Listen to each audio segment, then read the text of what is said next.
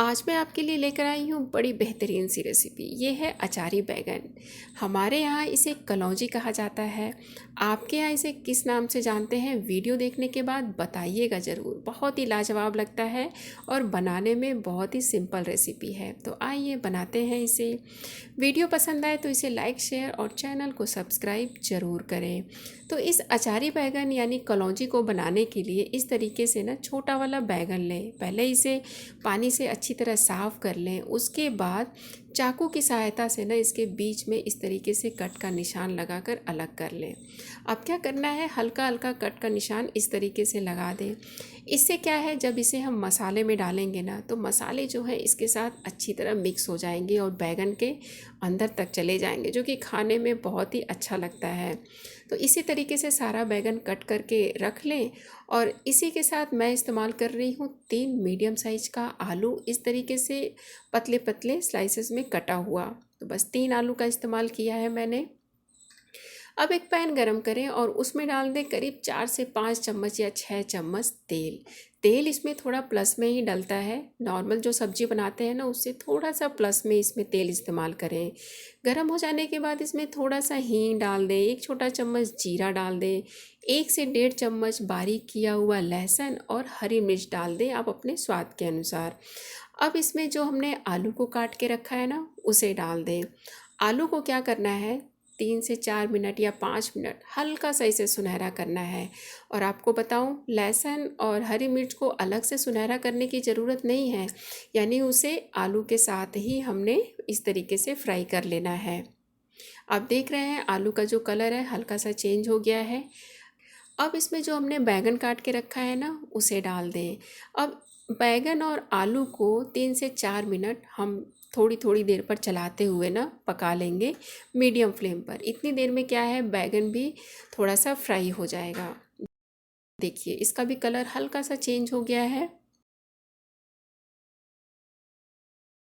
अब इसमें एक मीडियम साइज का प्याज एकदम बारीक करके डालें। प्याज एकदम बारीक डालें, आप चाहे तो कद्दूकस करके भी डाल सकते हैं, वो भी इसमें बहुत ही अच्छा फ्लेवर देता है। 1 से 1.5 छोटा चम्मच या स्वाद के अनुसार नमक डाल दें। आधा छोटा चम्मच इसमें हल्दी पाउडर डालकर अच्छी तरह मिक्स कर लें। अब क्या है, जो प्याज है ना, प्याज की वजह से ये जो आलू और बैगन है अच्छी तरह सॉफ्ट हो जाएगा और प्याज भी साथ साथ पक जाएगा नमक की वजह से। बस इसे ढककर हम धीमी आंच पर 4-5 मिनट के लिए छोड़ देंगे। बीच में एक बार आप इसे चला लें। अचारी बैगन बना रहे हैं तो इसके लिए मैं इस्तेमाल कर रही हूँ मिर्च का अचार। वैसे इस सब्जी में ना मिर्च के अचार का ही इस्तेमाल किया जाता है। वैसे आपके पास अगर मिर्च का अचार ना हो ना घर पे, तो आप जो आम का अचार या मिक्स अचार होता है ना उसका मसाला इस्तेमाल कर सकते हैं 2 चम्मच।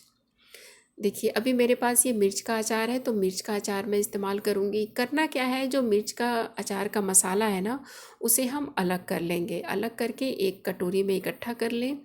1 से 1.5 आप मिर्च का अचार लें और इसी के हिसाब से हमने नमक डालना है। इस चीज़ का आप ध्यान रखें क्योंकि अचार में भी नमक होता है और इसमें हमने नमक और भी डालना होता है, तो आप दोनों चीज़ों का बैलेंस बना के चलें।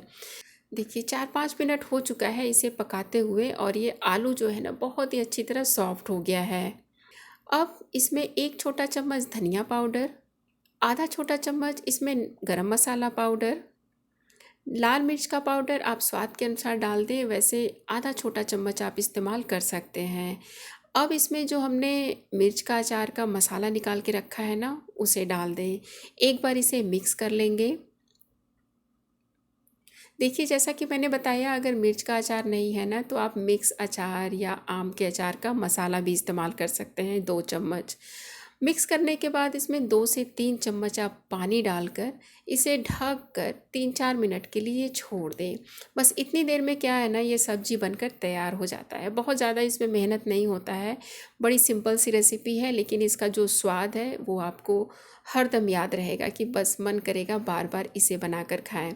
ये जो सब्ज़ी है ना बनकर तैयार हो चुका है, एकदम सॉफ्ट, मसाला इसके साथ अच्छी तरह कोट हुआ पड़ा है। देखने में ये जितना अच्छा लग रहा है ना, खाने में भी ये बहुत ही ज़्यादा लाजवाब लगता है। इसके साथ आप रोटी है, चावल, सिंपल दाल चावल के साथ में ये सब्ज़ी बहुत ही ज़्यादा टेस्टी लगता है। रोटी के साथ, पराठे के साथ आप चाहें तो इसे लंच बॉक्स में भी दे सकते हैं, जो कि बहुत अच्छा लगता है। इसे बना कर ना आप 2-3 दिन तक भी रख सकते हैं फ्रिज में, और जब मन करे आप इसे इंजॉय कर सकते हैं। तो कैसी लगी आपको ये रेसिपी? उम्मीद करती हूँ बहुत पसंद आई होगी। वीडियो पसंद आई हो तो इसे लाइक, शेयर और चैनल को सब्सक्राइब करना बिल्कुल ना भूलें। मिलते हैं नेक्स्ट वीडियो में। Thank you.